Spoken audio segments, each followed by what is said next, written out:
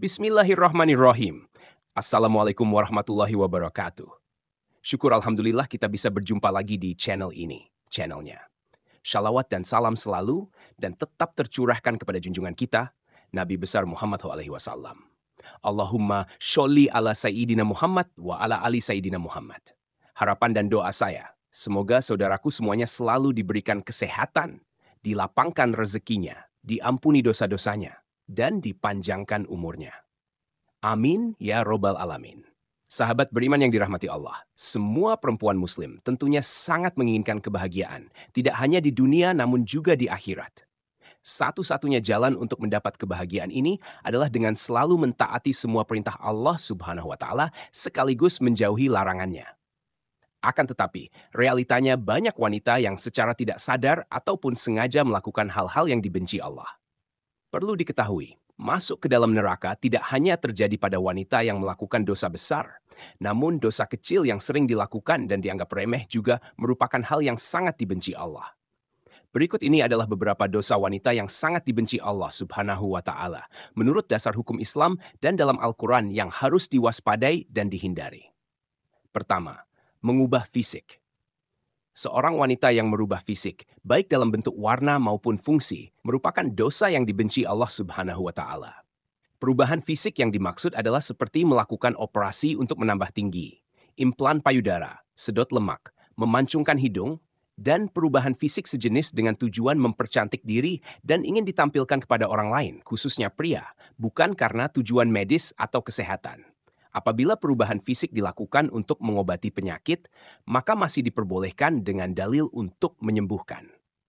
Kedua, pernikahan sejenis atau homoseksualitas. Apabila seorang wanita melakukan pernikahan sejenis atau menyukai sesama wanita lainnya, maka hal itu masuk dalam golongan zina yang serupa dengan berzina dengan laki-laki.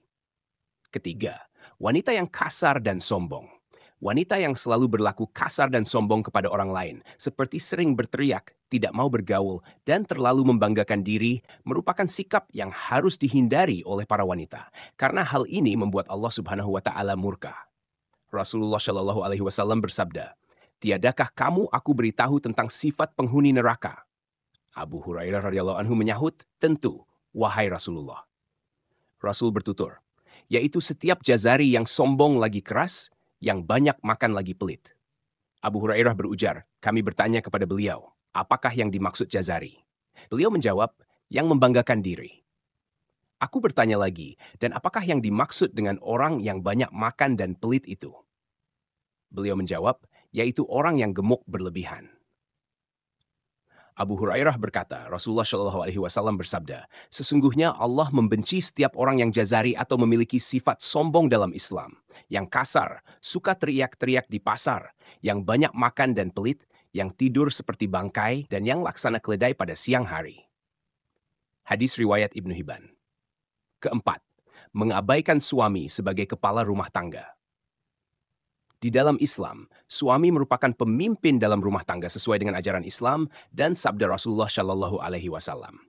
Rasulullah memberikan gambaran, jika seorang suami memberi perintah untuk sebuah pekerjaan, seperti memindahkan Bukit Merah menuju Bukit Putih, ataupun sebaliknya, maka istri tidak memiliki pilihan kecuali melaksanakan perintah suaminya tersebut. Kelima, berpakaian namun telanjang. Berpakaian namun telanjang adalah ungkapan untuk perempuan yang mengenakan pakaian tetapi tidak menutup aurat dengan baik. Perempuan yang senang berpakaian ketat dan juga tipis sehingga memperlihatkan setiap lekukan tubuhnya. Apalagi jika pakaian yang ketat dan tipis tersebut memperlihatkan beberapa bagian tubuh wanita seperti buah dada, pinggul, paha, dan bokong. Namun, keharaman ini tidak berlaku jika dikenakan di depan suami yang sah. Dosa yang identik dengan perempuan dan dibenci Allah Subhanahu wa Ta'ala berikutnya adalah syirik. Syirik merupakan perbuatan menyamarkan atau menyekutukan Allah Subhanahu wa Ta'ala dengan selainnya, baik dilakukan secara langsung ataupun tidak langsung, secara nyata atau secara terselubung. Syirik sendiri terbagi menjadi dua jenis, yakni syirik besar serta syirik kecil. Syirik besar adalah beranggapan sesuatu apapun itu yang menyamai Allah Subhanahu wa Ta'ala. Sedangkan syirik kecil merupakan hasrat atau keinginan untuk memperoleh pujian dari manusia lain dalam urusan ibadah atau lebih dikenal dengan pamer atau riak dalam Islam. Yang ketujuh, jauh wajah. Wanita yang jauh wajah, atau dengan kata lain, terlalu royal, rakus, pelit, dan juga banyak makan juga merupakan dosa yang tidak disukai oleh Allah Subhanahu wa Ta'ala. Abdullah bin Amr radhiyallahu anhu dalam riwayatnya mengatakan, jika Rasulullah Shallallahu alaihi wasallam bersabda, "Jauhilah olehmu pelit dan kikir, karena sesungguhnya orang-orang sebelum kamu hancur binasa karena mereka pelit. Mereka disuruh untuk pikir, kemudian mereka kikir dan bakhil. Mereka disuruh memutuskan hubungan silaturahim, lalu mereka pun melakukannya. Dan mereka disuruh berbuat dosa atau durhaka, lalu mereka durhaka atau berbuat dosa." Yang kedelapan, banyak bicara dan pembual. Jabir bin Abdillah radhiyallahu anhu berkata, Rasulullah Shallallahu alaihi wasallam bersabda, "Sesungguhnya orang yang paling aku benci dan yang paling jauh majelisnya dari aku pada hari kiamat adalah orang yang banyak omong, mutasyadikun yang membual dan bicara seenaknya, serta mufaihikun." Para sahabat menukas, "Wahai Rasulullah, kami telah mengetahui siapa itu mutasyadikun, tapi mutafaihikun kami tidak mengetahuinya. Siapakah mereka?" Rasulullah menjawab, "Mereka adalah orang yang sombong atau angkuh." Hadis riwayat Ahmad, Ibnu Hibban, dan Abu Nuaim. Bila ada sifat tersebut dalam diri Anda, bertobatlah. Semoga kita terhindar dari sifat itu. Yang kesembilan, menolak hubungan suami istri. Allah Subhanahu wa Ta'ala sudah mengatur umatnya agar hidup secara berpasangan, lalu mendapatkan keturunan.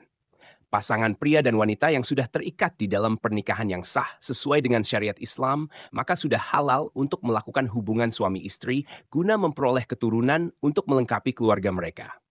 Apabila istri menolak saat suami meminta untuk bergaul, maka ini sama saja wanita atau istri tersebut sudah membuka pintu laknat dari Allah Subhanahu wa Ta'ala untuk dirinya.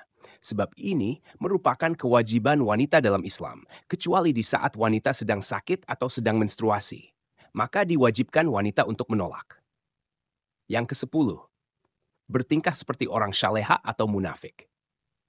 Saat ini seringkali kita melihat para wanita yang terlihat berlagak syaleha, berlagak muslimah, dan juga munafik. Akan tetapi di balik itu semua merupakan wanita yang kejam, bahkan juga berlaku kejam pada orang terdekatnya. Yang ke-11, menyerupai laki-laki.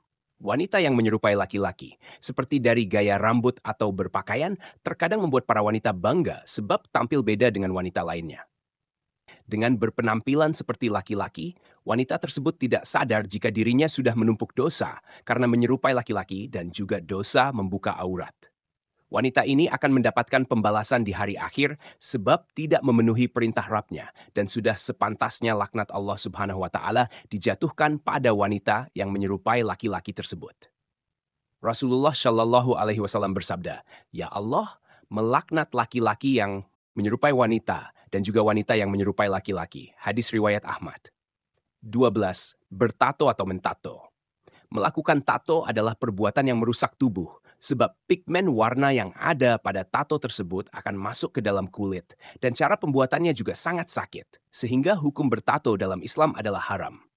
Jika dulu tato identik dengan kelompok jahat, kini semakin meningkat dan dikatakan sebagai karya seni, gaya, dan juga gaul yang semakin diperlihatkan oleh kaum liberal serta sekuler, yang memegang prinsip kebebasan berekspresi sebagai lambang keberanian dan juga kecantikan. Inilah yang membuat tidak sedikit wanita zaman sekarang juga mentato dirinya. Ketika Rasulullah Shallallahu alaihi wasallam bersabda, "Ya Allah, melaknat wanita yang mentato dan minta ditato." Ya Allah, memandang jika tato bukanlah sebuah karya seni, namun sebuah dosa yang akan membuat seseorang mendapatkan laknat dari Allah Subhanahu wa Ta'ala, dan tidak hanya berlaku untuk wanita yang ditato, namun juga untuk wanita yang mentato. 13. Menghilangkan bulu wajah.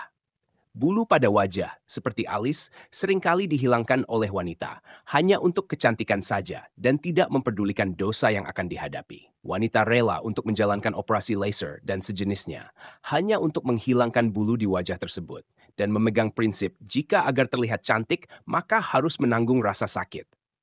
Namun ini bukanlah cara mempercantik diri menurut Islam. Ini mengartikan jika alis yang sudah diciptakan Allah tidaklah cantik sehingga harus disempurnakan kembali dan akhirnya melakukan segala cara meskipun menyakitkan. Ya Allah akan menjatuhkan laknat sebagai ganjaran untuk wanita tersebut. 14. Menyambung rambut. Hanya karena alasan untuk kecantikan, wanita sekarang ini juga banyak yang menyambung rambut mereka. Baik dengan rambut asli atau rambut tiruan yang serupa dengan rambut miliknya, ataupun berbeda.